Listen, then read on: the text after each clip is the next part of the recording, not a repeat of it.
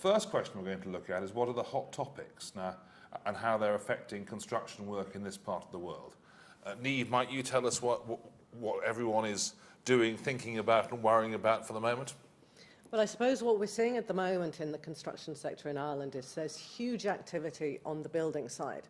And it's fantastic to see that after the tough times in the recession. Yeah. So the cranes are going up on the horizon, and I suppose what people are really concerned about is getting their contracts right and making sure that their contracts actually cover the issues.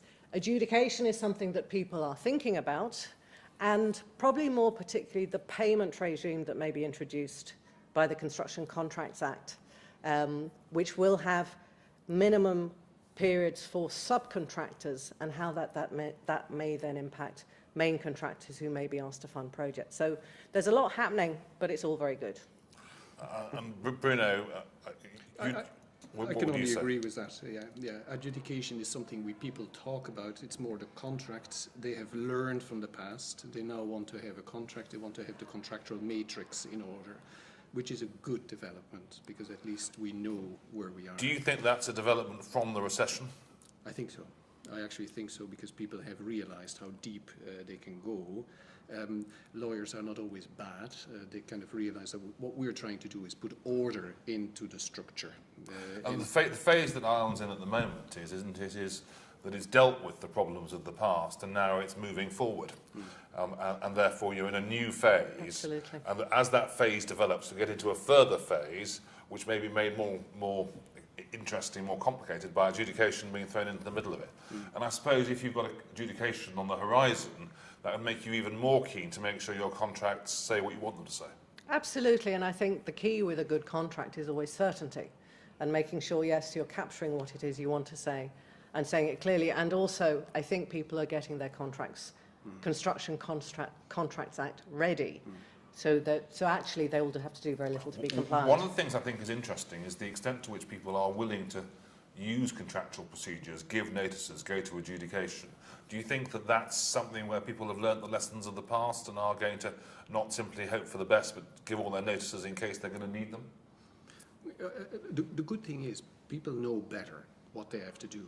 But the thing that you're going to see with adjudication is that you have to be ready. You can't just let it flow and say, we'll deal with it when it comes. You have to be ready. You have to have your paperwork in order. You have not to be afraid to put in a notice, as we discussed before.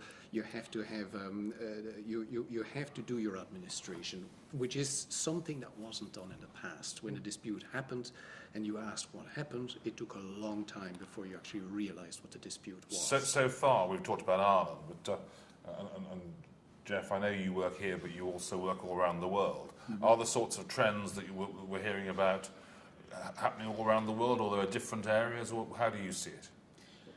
I think the biggest topic I see internationally is terminations, so different from the conversation here. That so many of the disputes that I'm involved in is people terminating contracts. So I'm, especially in the oil industry, as money's being withdrawn, employers particularly seem to be looking for opportunities to terminate.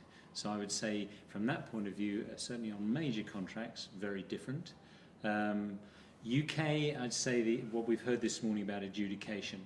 As a former subcontractor, I see adjudication as a good thing. The process of releasing the money, my concept is, as a subcontractor, maybe I'll have the money in my bank while we argue, instead of always being the main contractor who's got the money in his bank while I go bankrupt and I'm not there to argue with him tomorrow. I see it very pragmatically from that point of view, and I'd hope that Ireland's experience is effectively that perhaps the money can be somewhere else while the argument's going on. Of course, the thing about adjudication is that the money tends to stay where it goes after the adjudication. Exactly. And that's not saying it's a bad thing, not saying that's necessarily a good thing or bad thing either way, but it is the impact. My own feeling is that in Ireland, because of the different nature of the system, the judiciary, the constitution, that actually decisions and adjudicators, when made, will be accepted less than they have been de facto in England. I might be wrong about that, because the thing about adjudicators, it's a really dynamic process where the way in which people involved in it, whether parties, adjudicators, courts, it all gels together, and you can't really tell if it actually happens. And it's been different in Northern Ireland to Scotland, as against England and Wales, and one's gathered that the system has worked differently in other parts of the world as well. So I think all to play for.